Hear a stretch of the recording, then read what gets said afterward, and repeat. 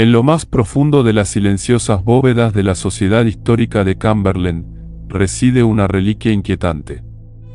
Es una fotografía desvanecida, capturada bajo la mirada severa e inexpresiva del pasado. 4 rostros jóvenes, con ojos como pozos vacíos, nos contemplan desde un diván victoriano elaboradamente tallado. Al dorso, garabateado con delicada caligrafía color sepia, se lee simplemente: Primavera de 1879, Mansión Blackwood. Sin embargo, la historia no contada que acecha detrás de esta imagen inofensiva eclipsa todo lo que muestra en apariencia. Pues estos niños, estos huérfanos aparentemente ingenuos, guardaban un secreto tan escalofriante, tan profundamente depravado, que permaneció sepultado por más de un siglo. Eso fue, hasta que un diario manchado de sangre emergió de los restos en descomposición de una propiedad abandonada, desentrañando una narrativa que hace añicos nuestras nociones preconcebidas de inocencia, resistencia y las profundidades abismales de la crueldad humana. El final del siglo XIX proyectó una sombra larga y brutal sobre la Inglaterra victoriana. Mientras el imperio de la reina Victoria crecía hasta una gloria sin precedentes, los sórdidos callejones de Londres y sus hermanos industriales rebosaban de innumerables niños olvidados. Es dentro de este sombrío tapiz donde se desarrolla nuestra historia, en un tramo desolado de la campiña de Cumberland, lejos de las miradas indiscretas de la sociedad educada. La mansión Blackwood misma se erguía, un centinela gótico y demacrado contra las brumosas colinas del norte de Inglaterra. Erigida a principios del siglo XIX por una dinastía de industriales enriquecidos por las fábricas textiles de la región, la propiedad había cambiado de manos muchas veces a lo largo de las décadas. En 1876, cayó en posesión de Víctor Caldwell, un hombre de mediana edad cuya considerable fortuna había sido amasada a través de oscuras empresas en los rincones más remotos de la India y África. Caldwell era un fantasma en los círculos de élite de Manchester, conocido por su naturaleza reservada, casi hermética, rara vez asistía a reuniones públicas. Su reputación lo pintaba como un filántropo excéntrico que, a pesar de su vasta fortuna, vivía con espartana modestia, canalizando una parte de su riqueza hacia causas benéficas, incluyendo instituciones para huérfanos e indigentes. Fue en el otoño de 1877 cuando Víctor Caldwell tomó una decisión que asombró incluso a sus conocidos más íntimos. Adoptó a 4 niños de un orfanato de Liverpool, llevándolos en secreto a su mansión aislada. La mayor era Lena, una niña de 14 años cuyos ojos oscuros y escrutadores parecían cargar el peso de los años. Sus padres habían perecido en un incendio de fábrica. Luego estaban los hermanos, Noah, de 9, y Sam, un frágil niño de 6, abandonados por una madre perdida en la bebida. Y finalmente, estaba la pequeña Beatrice, una mera infante, descubierta envuelta en pañales en la puerta de una iglesia en una gélida noche de invierno. Los papeles de adopción se tramitaron con una velocidad inusual para la época, y los niños desaparecieron de la vista pública, transportados a la remota finca donde, ostensiblemente, recibirían educación, cuidado y una vida muy superior a cualquier cosa que un orfanato pudiera ofrecer. Durante los meses iniciales, todo pareció desarrollarse como se esperaba. Los proveedores locales entregaban regularmente provisiones a la mansión. Una anciana ama de llaves, la señora Elara Croft, gestionaba los asuntos domésticos. A Caldwell rara vez se le veía, una peculiaridad que apenas levantaba sospechas, dadas sus conocidas costumbres de reclusión.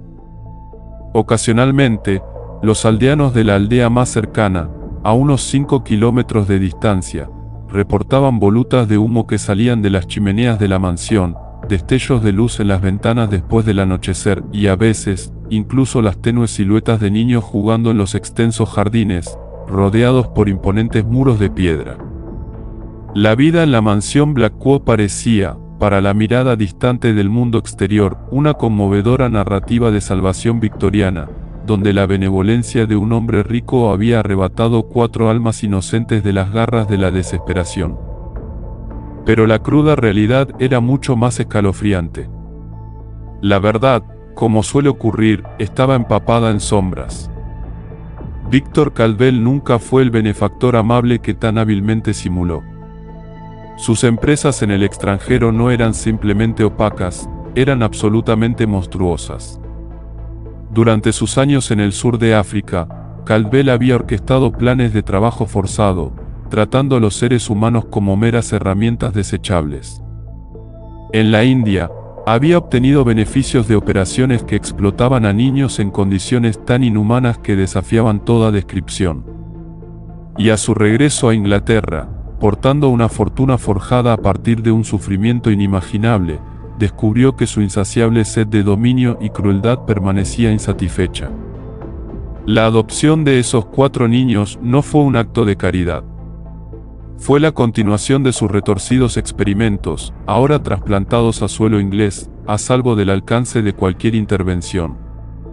Lo que nadie sabía, lo que nadie podía concebir, era que Víctor Caldwell había transformado los cimientos mismos de su mansión en un reino privado de horrores.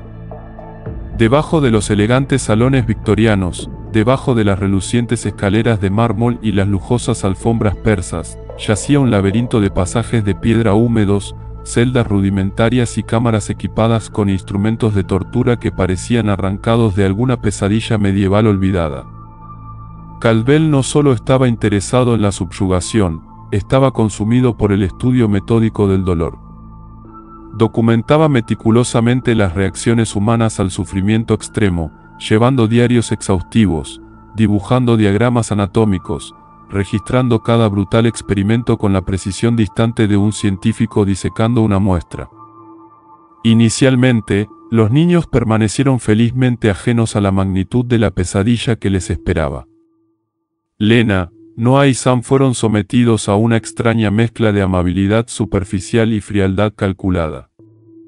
Caldwell rara vez interactuaba directamente con ellos, delegando su cuidado básico a la señora Croft, quien a su vez estaba atada por una potente combinación de salarios generosos y amenazas veladas. Durante los primeros meses, los niños siguieron una rutina que casi se sentía normal, recibiendo lecciones rudimentarias de lectura y aritmética, comiendo comidas regulares y durmiendo en camas limpias. Pero había reglas, inflexibles y desconcertantes. Tenían prohibido el sótano, prohibido cuestionar los inquietantes sonidos que ocasionalmente se filtraban por las paredes por la noche, prohibido intentar abandonar la propiedad sin permiso explícito, y sobre todo, absolutamente prohibido desobedecer al señor Caldwell. La primera víctima no fue uno de los niños adoptados. Fue Joseph Vance, un manitas local contratado para reparar los muros de piedra desmoronados de la propiedad, quien trágicamente tropezó con algo que no debería haber visto. Una tarde de 1878, Vance trabajaba hasta tarde cuando escuchó gritos de angustia resonando desde debajo de la mansión. Su curiosidad y preocupación aumentaron, se acercó con cautela a una entrada lateral que conducía a los sótanos. Lo que vislumbró a través de una estrecha grieta en la puerta de madera le heló la sangre. Caldwell estaba allí, acompañado por un hombre desconocido, torturando sistemáticamente lo que parecía ser un joven, atado a un pilar de piedra. Vance salió corriendo, pero Caldwell, siempre preparado, fue más rápido. El manitas fue capturado antes de que pudiera llegar a las puertas, drogado y arrastrado al sótano, donde se unió a las crecientes filas de víctimas en las mazmorras subterráneas de Víctor Caldwell. Los meses siguientes vieron un inquietante aumento en las desapariciones locales. Mendigos a quienes nadie echaría de menos, prostitutas de aldeas lejanas, niños de la calle engullidos por las sombras de las ciudades industriales. Caldwell había perfeccionado un astuto sistema para atrapar a sus víctimas, atrayéndolos con promesas de empleo, refugio o caridad, para luego transportarlos discretamente a su finca aislada. Y mientras este espectáculo de horror subterráneo se desarrollaba bajo sus propios pies, Lena, Noah y Sam vivían en los pisos superiores, despertando gradualmente a la escalofriante comprensión de que algo profunda y terriblemente malo estaba sucediendo en su nuevo hogar. Lena, La mayor y más perspicaz, comenzó a discernir patrones, las prolongadas ausencias de Caldwell, seguidas de días en los que permanecía encerrado en el sótano.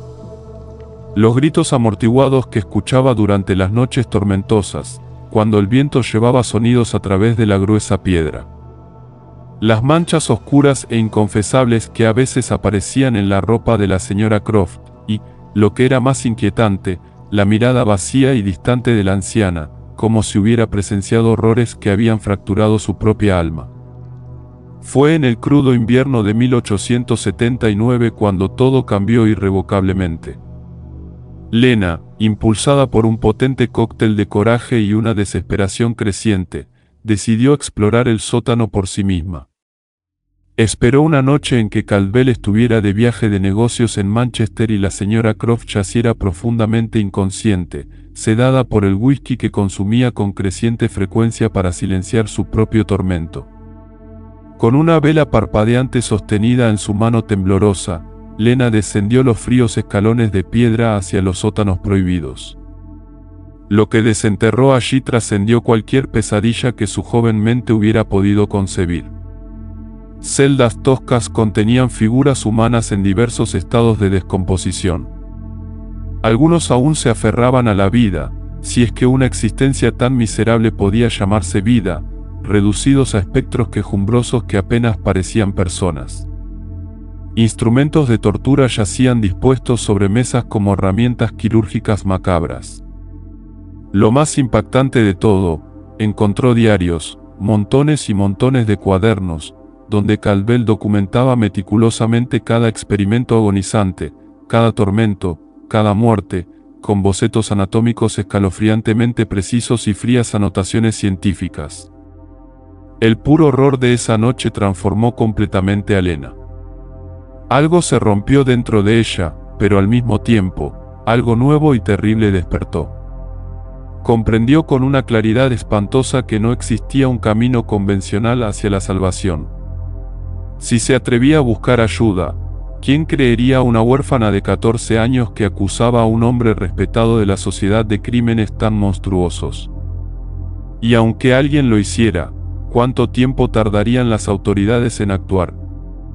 ¿Cuánto tiempo antes de que Caldwell descubriera su traición y decretara que ella, Noah, Sam y Beatrice también se convertirían en residentes permanentes de su museo subterráneo de atrocidades? No.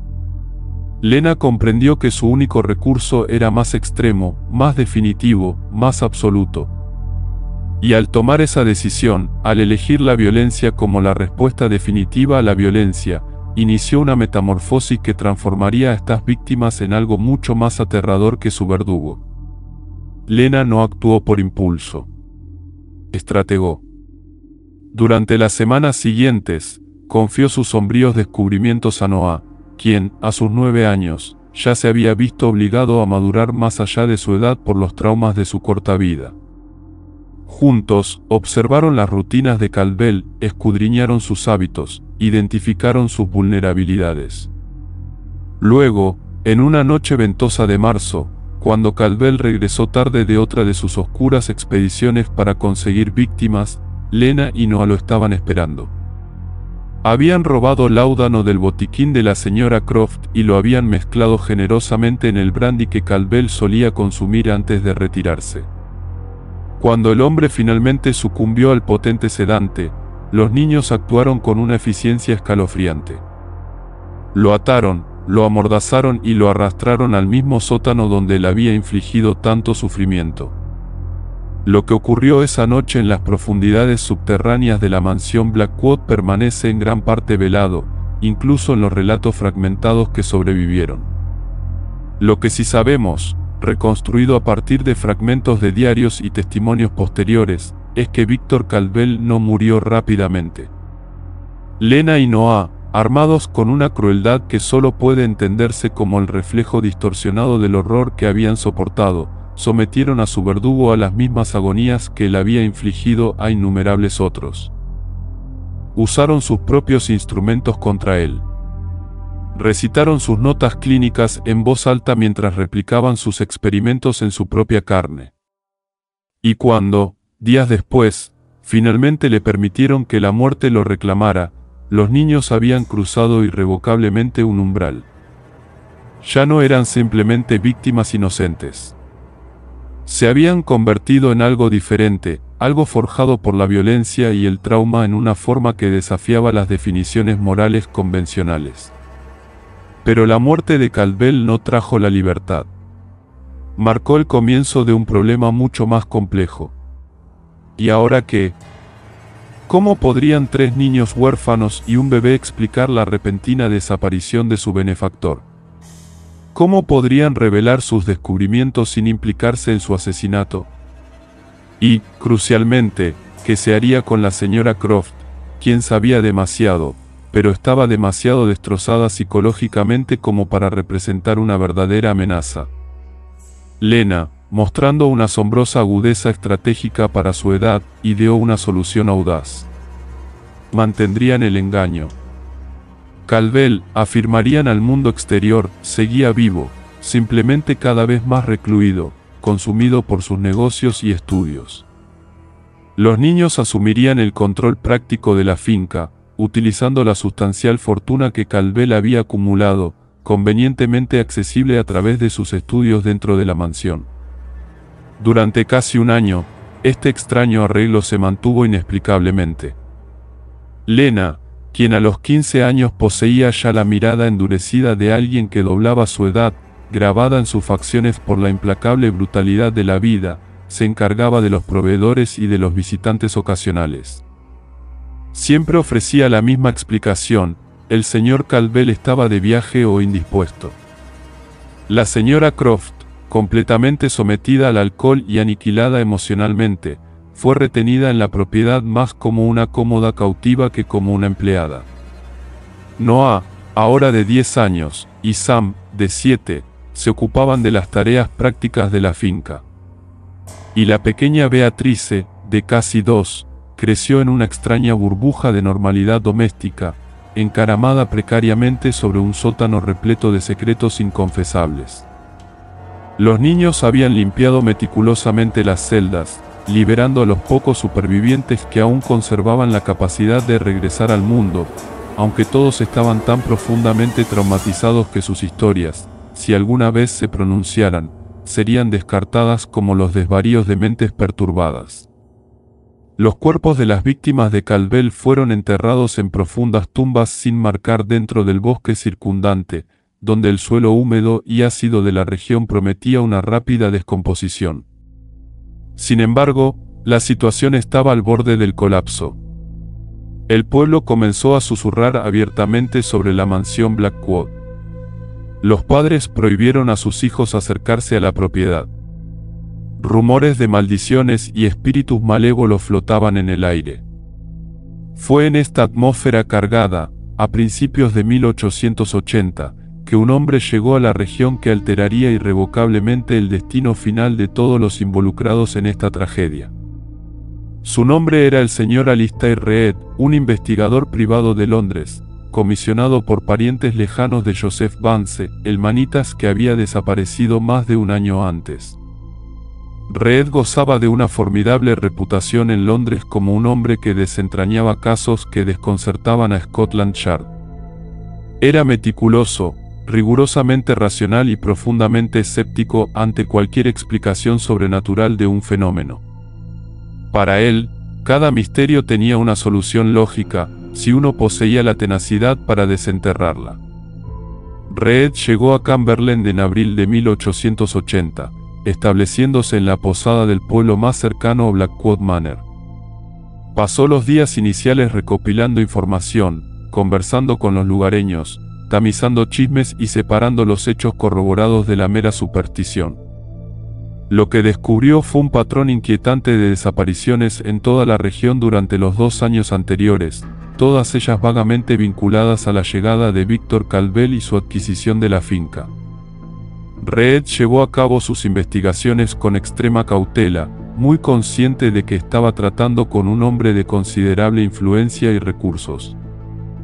No podía simplemente invadir la propiedad sin pruebas convincentes o justificación legal. Así que esperó, Observó y poco a poco compiló un expediente que sugería inequívocamente que algo profundamente siniestro se estaba desarrollando detrás de los imponentes muros de Blackwood Manor. Fue en una noche sin luna, envuelto por la oscuridad y la característica niebla densa de la región, cuando Alistair Reed finalmente decidió investigar la propiedad directamente.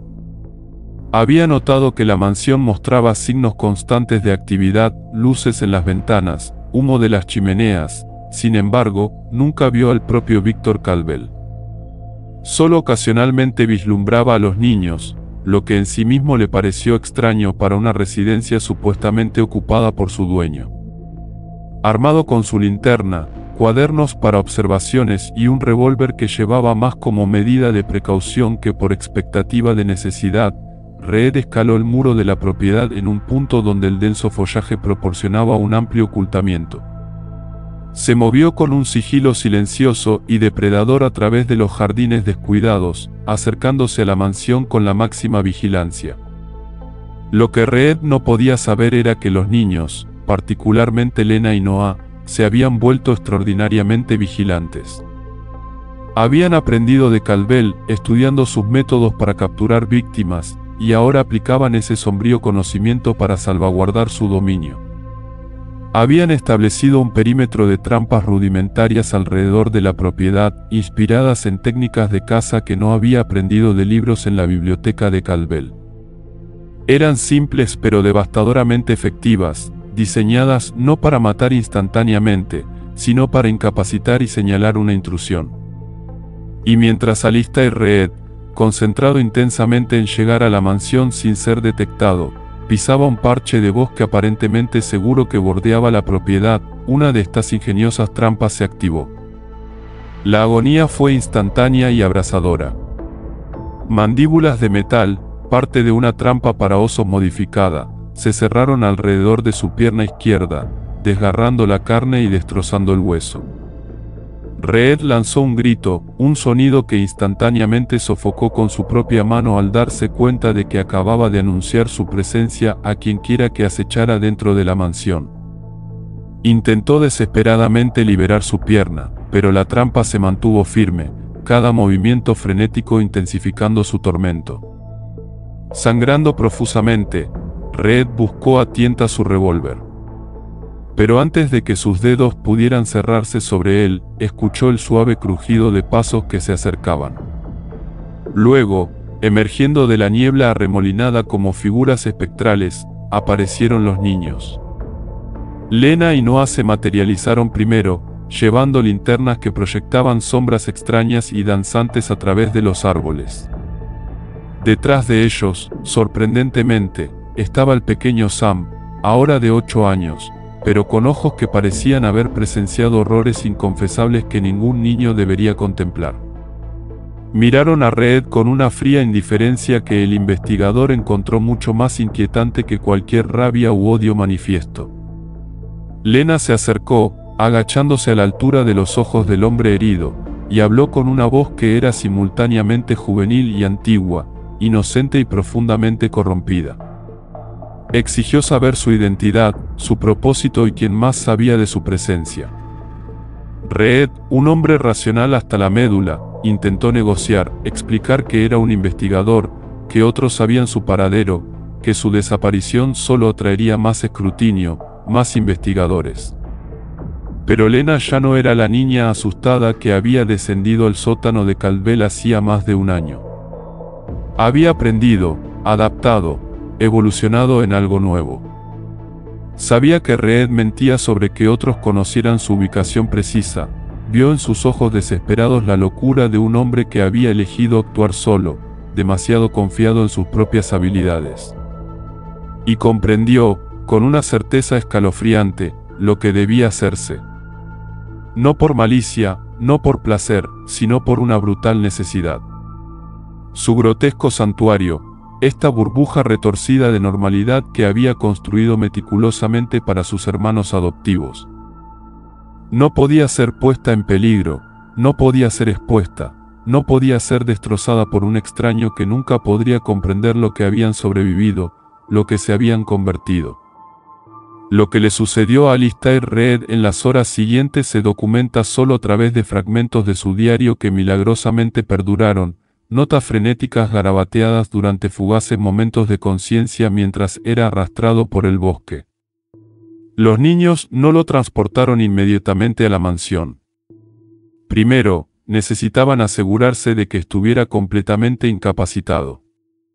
Noah, habiendo estudiado los textos médicos de Caldwell, comprendía con precisión que lesiones inhabilitarían más eficazmente a una persona sin causar la muerte inmediata. Aplicaron este conocimiento con una eficiencia mecánica, fracturando sistemáticamente los huesos de las manos de Reed para evitar que escribiera o se defendiera, y luego administrándole una dosis cuidadosamente calculada de opiáceos para mantenerlo dócil pero lúcido. Era crucial, había determinado Lena, que él comprendiera plenamente lo que estaba sucediendo, que fuera testigo de la verdadera naturaleza de esa mansión antes de unirse a los demás que se habían atrevido a inmiscuirse en sus secretos. Lo arrastraron al sótano, a esas mismas celdas donde Caldwell había aprisionado a sus víctimas, donde el propio Caldwell había encontrado su agonizante final. Y allí, durante días que se extendieron a una eternidad de sufrimiento para Reed, los niños replicaron los horribles experimentos de su antiguo verdugo. No porque obtuvieran placer de ello, intentó explicar Lena al agonizante investigador, sino porque necesitaban garantizar que él nunca pudiera revelar lo que había descubierto. Y más allá de eso, acechaba un motivo más profundo y perturbador. Habían sido irrevocablemente contaminados por lo que habían presenciado y por sus acciones contra Caldwell. Habían cruzado límites morales que no podían desandarse, y ahora, enfrentados a una nueva amenaza para su existencia, descubrieron que podían perpetuar el ciclo de violencia con una facilidad aterradora. Pero Alistair Reed poseía una extraordinaria fuerza de voluntad. Incluso en medio de la más excruciante agonía, incluso mientras su cuerpo era sistemáticamente desmantelado por niños que habían dominado las técnicas de tortura de su predecesor, mantuvo suficiente cordura para observar, comprender y documentar. Había escondido astutamente su diario principal antes de su captura, enterrándolo en un lugar del bosque que había grabado meticulosamente en su mente. Y durante los breves periodos en que lo dejaban solo en las celdas, momentos en que los niños estaban ocupados con otra faceta de su grotesca existencia, Reed utilizó pequeños trozos de carbón que encontró en las paredes de piedra para rascar notas en la superficie de su celda, notas que lo sobrevivirían, que susurrarían su historia mucho después de que su cuerpo se uniera a los demás en las tumbas del bosque. Fue durante una sesión de tortura particularmente desgarradora cuando Reed finalmente presenció los fenómenos sobrenaturales que los aldeanos habían reportado. Entidades comenzaron a coalescer en las sombras opresivas del sótano, atraídas quizás por el sufrimiento renovado, o tal vez reconociendo en Reed a alguien destinado a unirse a sus filas. El investigador, un hombre que había dedicado toda su carrera a desmitificar lo ostensiblemente sobrenatural, se vio obligado a enfrentar la escalofriante realidad de que había fuerzas completamente más allá de su comprensión racional. Las figuras que vio no eran alucinaciones inducidas por el dolor o las drogas. Eran algo más, algo que existía en la frontera porosa entre lo físico y lo metafísico, manifestaciones de almas que habían sufrido tan intensamente que no podían romper sus lazos con el lugar de su tormento. Y entonces, Reed comprendió la verdad completa y horripilante. Blackwood Manor se había transformado en algo más que el escenario de crímenes abominables. Se había convertido en una especie de prisión dimensional donde las víctimas estaban eternamente atrapadas, condenadas a revivir sus agonías sin cesar. Y los niños, estos huérfanos que habían comenzado como víctimas pero habían evolucionado en algo mucho más intrincado. Ahora estaban ellos mismos atrapados dentro de este mismo ciclo. No podían abandonar la mansión, no solo por miedo a ser descubiertos, sino porque se habían convertido en una parte intrínseca del tejido mismo del horror que el lugar encarnaba. Eran simultáneamente víctimas y perpetradores, prisioneros y guardianes de su propio infierno autoimpuesto. Y cualquiera lo suficientemente tonto como para penetrar este mundo sería inevitablemente consumido por él, transformado de investigador en víctima, de posible rescatador en un habitante más de los sótanos malditos. La muerte de Alistair Reed ocurrió a principios del verano de 1880, aproximadamente 3 semanas después de su captura. Había resistido con notable tenacidad, pero finalmente, su cuerpo sucumbió a la devastadora combinación de heridas, infecciones rampantes y trauma incesante. Sus últimas observaciones, garabateadas con carbón en las frías paredes de piedra de su celda, fueron desenterradas décadas después, cuando la mansión fue finalmente explorada por las autoridades. Estas notas describían no solo los horrores físicos que había soportado, sino también sus penetrantes percepciones sobre los niños. Lena, escribió, era la más inquietante, pues conservaba plena conciencia de sus acciones, pero se había convencido por completo de su necesidad. No había desarrollado una profunda disociación emocional, lo que le permitía cometer atrocidades con una expresión de absoluta neutralidad. E incluso el pequeño Sam, de apenas 8 años, ya había sido tan completamente corrompido por su exposición a la violencia que participaba en los actos sin ningún aparente conflicto interno. Pero Reed también había ocultado algo mucho más significativo que sus escritos en las paredes. Antes de quedar completamente incapacitado, durante las horas iniciales después de su captura, mientras aún poseía cierta movilidad, había logrado arrancar páginas de su diario principal y esconderlas dentro de su ropa, en lugares donde rezó para que los niños no buscaran de inmediato. Y cuando finalmente pereció y su cuerpo fue preparado para ser enterrado en el bosque, esas páginas permanecieron ocultas, un último mensaje en una botella lanzado al océano ilimitado del tiempo, esperando ser descubierto por alguien que finalmente pudiera desvelar la verdad. Los meses que siguieron a la muerte de Reed presenciaron una dramática escalada en la actividad espectral de Blackwood Manor. Las manifestaciones sobrenaturales se intensificaron exponencialmente, como si la adición de un alma torturada más al lugar hubiera alcanzado una masa espiritual crítica. Las entidades ya no eran meras apariciones pasivas, se habían vuelto agresivas, territoriales, insaciablemente hambrientas. Atacaban a cualquiera que se atreviera a acercarse demasiado a la propiedad. Animales que se acercaban al perímetro eran encontrados después salvajemente destrozados. Pájaros caían muertos del cielo al volar sobre los terrenos. La atmósfera misma que rodeaba la mansión parecía contaminada por una presencia malévola que repelía a los vivos y atraía a los muertos. Y los niños, confrontados por fuerzas que ya no podían controlar ni siquiera comprender, se encontraron asediados dentro de su propio hogar. Lena, ahora de 16 años, poseía una apariencia cadavérica, su juventud consumida por la incesante tensión de mantener el engaño y luchar contra amenazas invisibles. Noah, de 11, se había vuelto completamente mudo, ya sea por no querer o no poder hablar, comunicándose únicamente a través de gestos y miradas vacías. Sam, de 8, sufría de ataques regulares, su joven mente fracturada por la exposición constante al terror puro. Y la pequeña Beatrice, ahora de 2 años y medio, era paradójicamente la más normal de todos en apariencia, protegida de gran parte del horror por su tierna edad.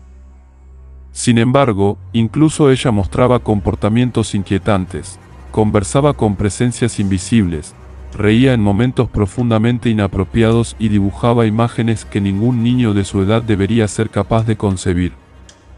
La señora Lara Croft finalmente sucumbió por completo a la locura a finales del verano de 1880. Fue descubierta una mañana en el ático de la mansión, ahorcada con una sábana atada a las vigas del techo. Su rostro, según las propias escalofriantes entradas del diario de Lena, estaba congelado en una expresión de terror absoluto, con sus ojos muy abiertos fijos en algo que solo ella podía percibir.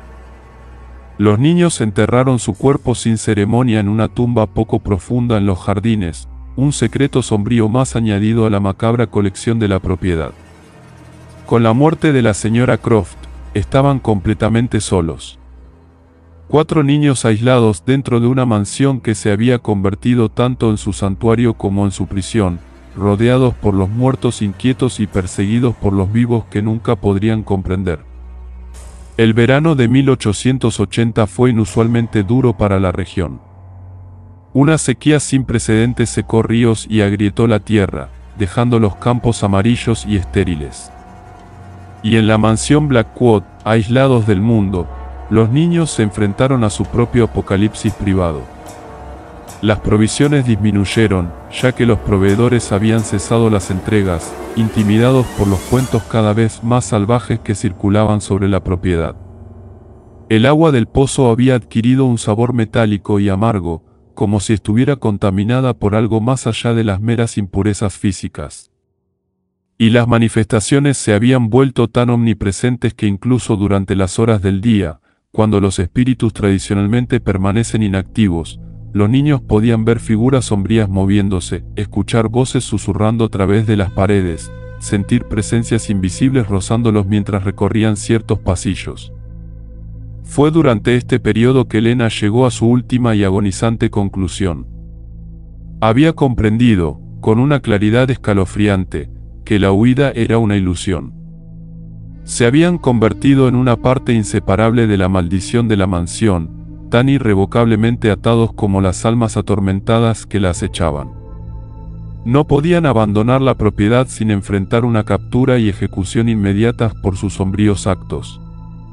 No podían seguir viviendo allí mientras las fuerzas sobrenaturales intensificaban sus ataques. Y nunca podrían esperar redención o perdón por actos que desafiaban cualquier posibilidad de expiación.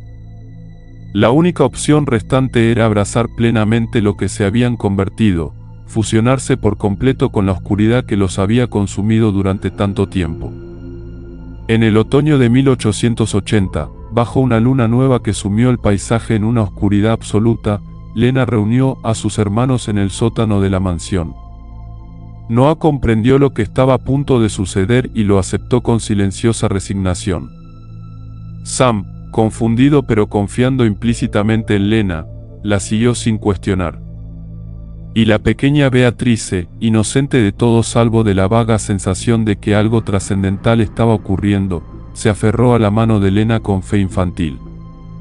Lena había preparado una mezcla de venenos que había desenterrado en el laboratorio improvisado de Caldwell, combinaciones de sustancias que prometían una interrupción relativamente pacífica de la vida, al menos en comparación con las horribles alternativas que había presenciado.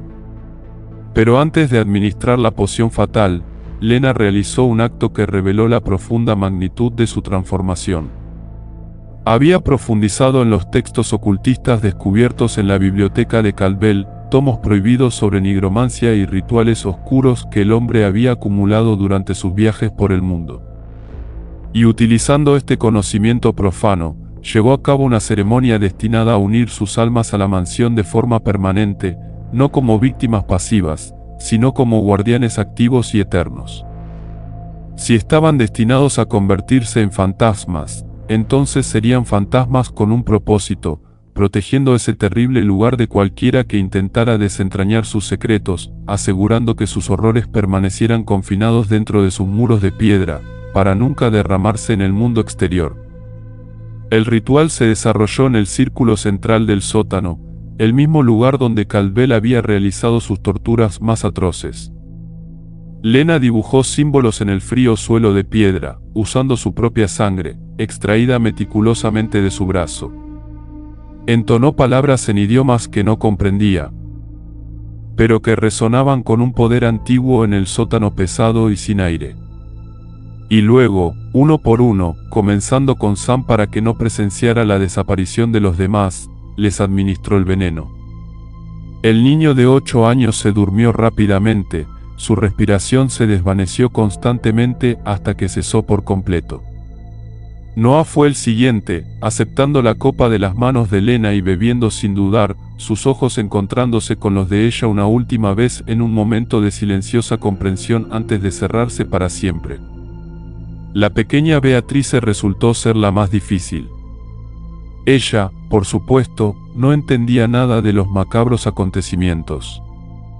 Confiaba implícitamente en Lena, como siempre lo había hecho, y cuando Lena le ofreció el dulce líquido, cuidadosamente mezclado con el veneno, Beatrice lo bebió alegremente, su risa infantil resonando en el sombrío espacio. Lena sostuvo a la pequeña mientras se desvanecía, tarareando suavemente una canción de cuna que recordaba vagamente de su propia infancia lejana, antes del orfanato, antes de Caldwell, antes de que todo saliera tan terrible e irrevocablemente mal. Y cuando Beatrice finalmente dio su último aliento, pequeña y frágil en los brazos de Lena, la niña de 16 años se permitió llorar por primera vez en más de un año. Lloró por todo lo que se había perdido, por todos los futuros que nunca serían, por todas las vidas que habían sido completamente destruidas, incluidas las suyas. Y luego, cuando sus lágrimas se agotaron, Lena bebió lo que quedaba del veneno. Se tendió en el centro del círculo teñido de carmesí que había dibujado, rodeada por las formas inmóviles de sus hermanos, y esperó a que la oscuridad invasora la reclamara. Sus últimas palabras, susurradas en el aire vacío del sótano, fueron un juramento, una promesa solemne de que permanecerían allí, de que harían guardia en ese lugar, de que nunca permitirían que los secretos de Blackwood Manor fueran completamente desvelados, o que sus horrores se replicaran en otro lugar. Y cuando la muerte finalmente llegó, Lena la recibió, no como un final, sino como una profunda transformación, un paso final en el desgarrador viaje que había comenzado cuando una joven huérfana descendió por primera vez esos escalones de piedra y descubrió el verdadero y aterrador significado de la malevolencia humana. Los años que siguieron cimentaron la transformación de la mansión Blackwood de una leyenda local a una regional y, finalmente, a uno de los lugares más notoriamente embrujados de Inglaterra. La propiedad permaneció abandonada, intacta, su terrible reputación disuadiendo incluso a los ladrones más audaces. Aquellos que se atrevieron a acercarse reportaron encuentros aterradores, visiones de niños con ojos huecos observando desde ventanas oscuras, una cacofonía de gritos y risas infantiles, figuras distorsionadas persiguiendo a intrusos a través del denso bosque, y trampas antiguas, pero escalofriantemente funcionales, aún al acecho en las sombras, esperando a cualquier alma temeraria que se aventurara demasiado cerca. La aldea más cercana se vació gradualmente a medida que pasaban las generaciones. Las familias decidían que vivir a la sombra de un lugar tan maldito no valía el riesgo inherente. El bosque alrededor de la propiedad creció salvaje y exuberante, engullendo los antiguos senderos que una vez conducían a la mansión, aislándola aún más del mundo moderno. Y a medida que el siglo XIX se adentraba en el XX, la mansión Blackwood se volvió prácticamente inaccesible, conocida solo a través de susurros en pubs distantes, advertencias transmitidas de padres a hijos sobre el lugar donde los niños muertos aún jugaban y donde los fallecidos nunca encontraban la paz. Fue solo en 1943, más de 6 décadas después del trágico final de los niños, cuando una expedición oficial finalmente penetró en los terrenos cubiertos de maleza de la propiedad. Un equipo de investigadores académicos de la Universidad de Manchester, impulsados por el interés en la arquitectura victoriana y la documentación de sitios históricos abandonados, había obtenido permiso legal para investigar la mansión. Llegaron a plena luz del día, bien equipados con linternas, cámaras y una confianza irracional que solo poseen aquellos que nunca han presenciado verdaderamente lo inexplicable. Lo que descubrieron dentro de la mansión en ruinas alteró permanentemente sus vidas. Los cuerpos de los niños fueron encontrados en el sótano, precisamente donde Lena los había dejado más de 60 años antes. Extrañamente, aunque el tiempo había avanzado claramente y los cuerpos estaban en diversos estados de descomposición, permanecían inquietantemente reconocibles, parcialmente conservados por las condiciones únicas del sótano, y quizás por algo más, algo que desafiaba la explicación científica. Alrededor de ellos, los símbolos que Lena había dibujado aún eran apenas discernibles en las paredes de piedra. Y esparcidos por todo el sótano había evidencia irrefutable de los crímenes de Caldwell, instrumentos de tortura oxidados, cuadernos cubiertos de moho pero aún legibles que detallaban sus experimentos, y las desesperadas notas de Alistair Reed garabateadas en las paredes de su celda. Pero fue en una tumba poco profunda en el bosque, descubierta cuando uno de los investigadores tropezó y cayó, donde se hizo el hallazgo más crucial.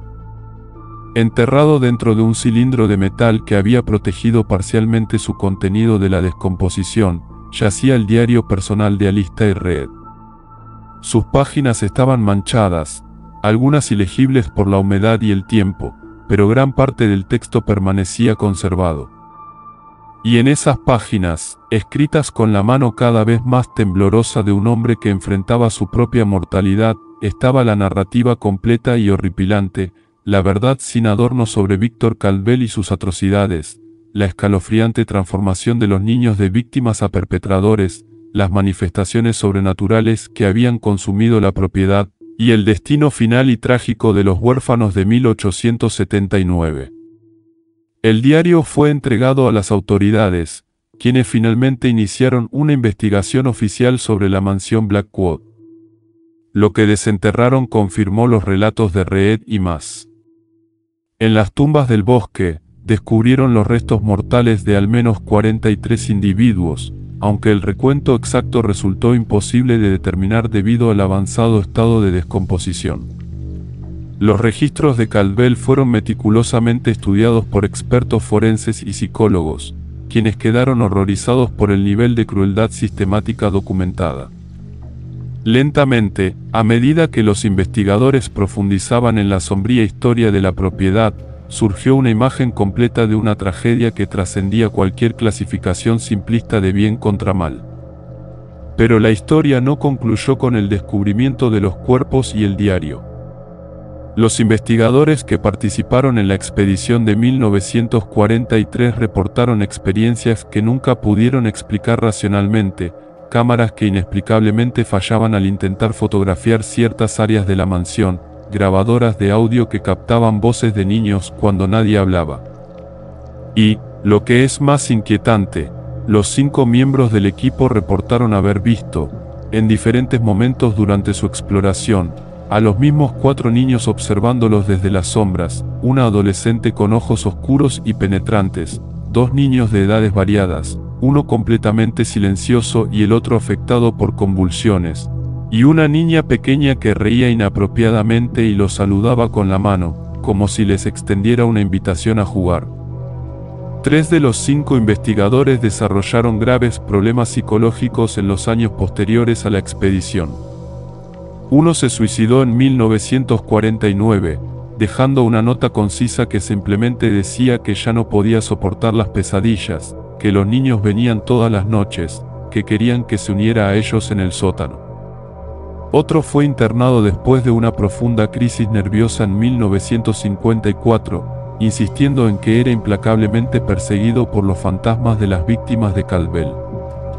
Solo uno de los 5, un joven historiador llamado Dr. Julian Thorne, mantuvo su cordura, dedicando el resto de su carrera académica a documentar meticulosamente la historia de Blackwood Manor, publicando finalmente, en 1963, una obra académica seminal titulada La guarida de los niños, descenso a la oscuridad en la Inglaterra victoriana. Tras el descubrimiento de los cuerpos y la investigación oficial, surgieron acaloradas discusiones sobre el futuro de la propiedad. Algunos abogaron por su demolición completa, buscando borrar físicamente el lugar de tantos horrores. Otros argumentaron a favor de su preservación como un solemne memorial a las víctimas y un crudo recordatorio de la capacidad humana para el mal. Al final, la naturaleza misma tomó la decisión. En 1944, menos de un año después de la expedición, un incendio inexplicable consumió gran parte de la mansión. Testigos de la aldea más cercana, que lentamente había comenzado a repoblarse, informaron haber visto el fuego estallar simultáneamente en múltiples puntos dentro de la estructura en una noche sin tormenta. Y mientras las llamas devoraban la madera centenaria y hacían caer el techo, muchos juraron haber escuchado sonidos que no eran meramente el crepitar del fuego. Eran gritos, risas infantiles y, lo que es más inquietante, lo que sonaba como cánticos en una lengua antigua y desconocida resonando por el valle. Las ruinas que quedaron después del infierno fueron gradualmente reclamadas por el bosque. Las enredaderas se extendieron sobre los muros de piedra supervivientes, los árboles brotaron a través de lo que una vez fueron elegantes salones, y el sótano, construido completamente de piedra por lo tanto, impermeable a las llamas, permaneció inquietantemente intacto. Sus celdas y cámaras de tortura se conservaron como un macabro museo de las profundidades de la depravación humana. Pero incluso en ruinas, incluso parcialmente destruida, la mansión Blackwood se aferró ferozmente a su reputación. Equipos de filmación intentaron documentar el lugar para programas de televisión sobre sitios embrujados. Cazafantasmas aficionados hicieron peregrinaciones. E invariablemente, todos los que pasaron un tiempo significativo dentro de las ruinas reportaron experiencias sorprendentemente similares. Los niños seguían allí, aún observando, aún custodiando sus terribles secretos. La fotografía que mencionamos al principio de esta narrativa, esa imagen singular de 4 niños sentados en un sofá victoriano, fue desenterrada entre los efectos personales de Victor Caldwell durante la investigación de 1943. Está fechada en la primavera de 1879, solo unos meses antes de su trágico final. Lena, en la fotografía, mira directamente a la lente, con una expresión que ahora, conociendo su historia, parece cargar el peso de un conocimiento terrible y premonitorio. Noah y Sam poseen esa cualidad vacía en sus ojos, un inquietante vacío que a menudo se ve en niños profundamente traumatizados. Y la pequeña Beatrice, aún un bebé en la imagen, aparece extrañamente despreocupada, quizás la única verdaderamente inocente entre ellos, aún no completamente corrompida por los horrores omnipresentes de la mansión. Esta fotografía se convirtió en un artefacto central en el estudio continuo de Blackwood Manor, reproducida en innumerables libros y artículos sobre el caso. Pero quienes la examinan con atención a menudo notan algo inquietante. En las sombras, justo más allá de los niños, al borde del encuadre, parecen aparecer borrones indistintos, podrían ser defectos fotográficos o ilusiones ópticas creadas por la luz y la sombra. Pero también podrían ser algo más. Víctimas anteriores, quizás, ya manifestándose incluso entonces, comenzando ya a poblar la mansión con sus presencias espectrales. O quizás es simplemente pareidolia, la tendencia innata de la mente humana a percibir patrones y rostros donde realmente no existen. Sin embargo, aquellos que dan crédito a las manifestaciones espectrales de Blackwood Manor ven en esas formas borrosas una prueba irrefutable de que el horror había comenzado mucho antes de la muerte de los niños, que la mansión ya estaba irrevocablemente maldita, que todos los que residían allí ya estaban, en parte, habitando el reino de los muertos, incluso mientras sus corazones seguían latiendo. Hoy, más de un siglo y 3 décadas después de la muerte de los huérfanos, las ruinas de la mansión Blackwood aún se mantienen en pie, envueltas en lo más profundo del denso bosque de Cumberland. La propiedad sigue siendo técnicamente privada, propiedad de lejanos descendientes de la familia Caldwell que nunca han pisado el lugar y no tienen intención de hacerlo.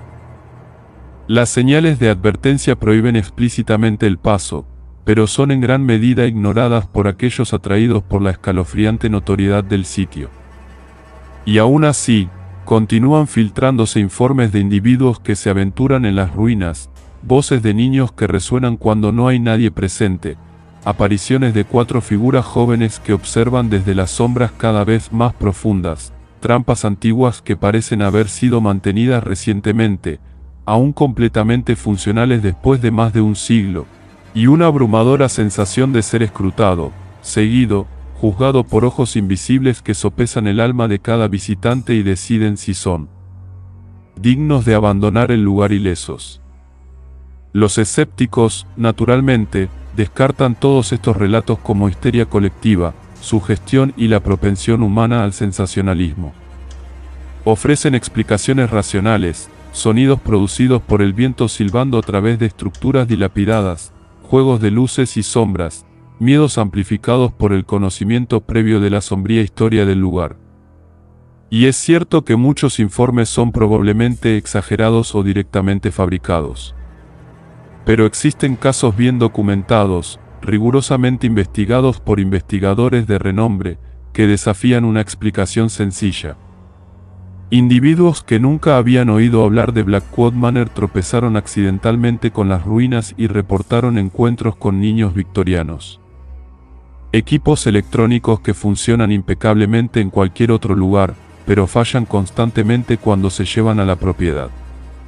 Y fotografías, docenas de ellas capturadas a lo largo de las décadas, que muestran anomalías inexplicables, figuras que simplemente no deberían estar allí, sombras que se mueven independientemente de cualquier fuente de luz. El legado de los huérfanos de 1879 es tanto intrincado como profundamente inquietante. Fueron víctimas, innegablemente, niños inocentes empujados a circunstancias completamente fuera de su control o comprensión. Sin embargo, también se convirtieron en perpetradores, cruzando límites morales que muchos consideran imperdonables, incluso reconociendo el trauma extremo que impulsó sus acciones. Alistair Reed, el investigador que pereció intentando exponer la verdad, es recordado como un héroe trágico, un hombre de principios inquebrantables que pagó el precio máximo por su búsqueda de justicia. Victor Caldwell es universalmente condenado como un monstruo, un ejemplo flagrante de depravación humana registrado en la historia inglesa. Pero los niños existen en una zona gris moral que resiste un juicio fácil. Debates académicos y éticos han surgido durante mucho tiempo sobre cómo debe enmarcarse su historia. Algunos sostienen que enfatizar su transformación de víctimas a perpetradores es injusto, que pone una culpa desproporcionada en niños cuya capacidad de elección moral había sido irrevocablemente comprometida por su profundo trauma. Otros insisten en que reconocer sus acciones no disminuye su estatus de víctimas, sino que simplemente abarca la verdad completa y compleja de su narrativa. Y hay quienes perciben en la historia de los huérfanos una lección más amplia sobre los ciclos de violencia, sobre cómo el trauma puede resonar a través de generaciones, sobre cómo las víctimas pueden trágicamente convertirse en victimarios cuando no hay intervención o posibilidad de curación. El diario de Alistair Reed, ahora cuidadosamente preservado en los archivos de la Sociedad Histórica de Cumberland, es quizás el documento más invaluable que sobrevivió a Blackwood Manor. Sus páginas, manchadas tanto de sangre como de agua, ofrecen un relato de primera mano no solo de eventos físicos, sino también de la profunda dinámica psicológica en juego. Reed, incluso mientras soportaba una tortura inefable, mantuvo una objetividad escalofriante de investigador, observando y documentando el comportamiento de los niños con una notable precisión clínica. Notó cómo Lena parecía estar en una batalla interna constante, oscilando entre momentos de crueldad calculada y episodios de genuino remordimiento. Observó cómo no había desarrollado mecanismos disociativos tan profundos que parecía poseer múltiples personalidades. Una capaz de infligir dolor sin emoción, y otra que lloraba sola en rincones ocultos cuando creía que nadie lo veía. Y documentó meticulosamente cómo incluso el pequeño Sam mostraba signos de comprender que sus acciones eran incorrectas, pero estaba tan completamente bajo la poderosa influencia de Lena que no podía concebir resistirse. Las últimas entradas del diario de Reed, escritas en los agonizantes últimos días de su vida cuando el dolor debió haber sido casi insoportable, son particularmente conmovedoras. Escribió sobre el perdón, sobre su creciente comprensión de que los niños eran tanto víctimas como él mismo, que Victor Caldwell había corrompido no solo sus cuerpos, sino sus almas mismas. Expresó una desesperada esperanza de que algún día, su historia no fuera contada como una simple historia de horror, sino como una dura advertencia sobre las consecuencias de permitir que el mal opere sin control, sobre la responsabilidad colectiva de la sociedad para salvaguardar a sus miembros más vulnerables.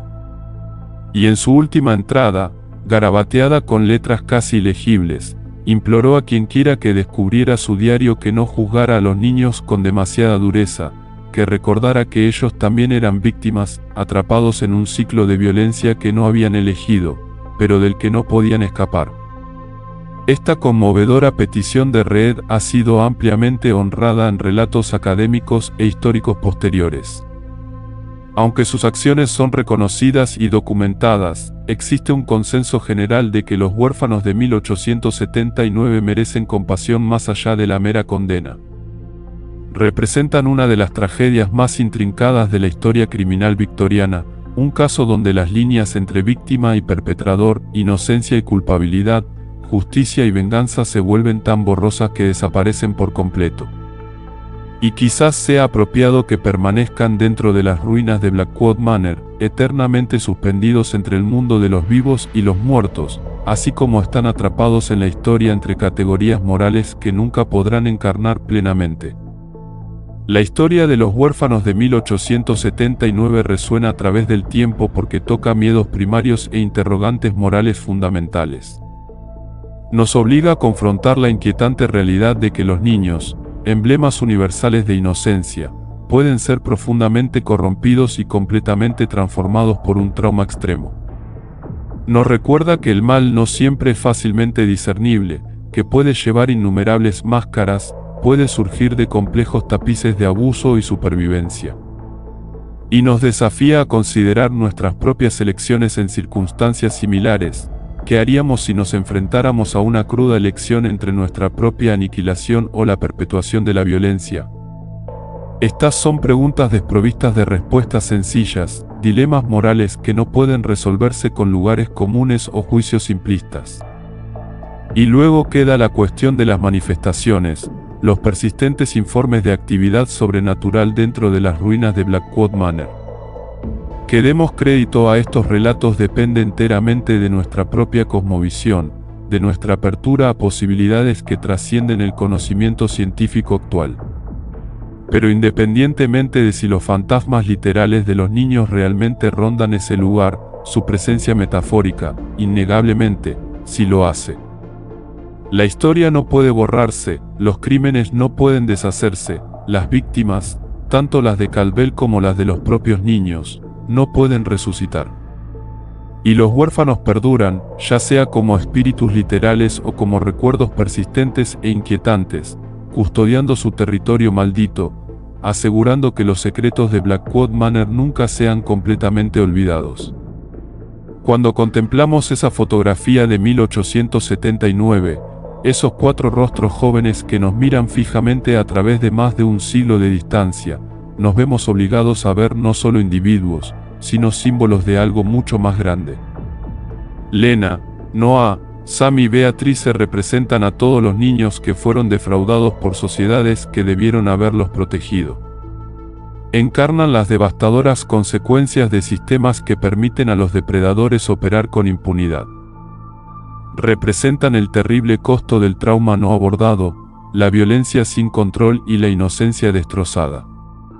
Y lo más importante, nos recuerdan nuestra responsabilidad colectiva de esforzarnos por algo mejor, de forjar sistemas y sociedades donde tales tragedias profundas se vuelvan absolutamente imposibles. Blackwood Manor perdura, o al menos sus ruinas, como un monumento involuntario a estos principios. Se alza como una advertencia, una cicatriz física en el paisaje donde el horror humano, y quizás, lo sobrenatural convergen. Y mientras el bosque continúa reclamando la propiedad, mientras los muros restantes se desmoronan gradualmente bajo la implacable marcha del tiempo, la historia persiste. Se relata en tomos académicos y artículos sensacionalistas, en documentales televisivos y podcasts de crímenes reales, en susurros entre cazafantasmas y debates fervientes entre escépticos y creyentes.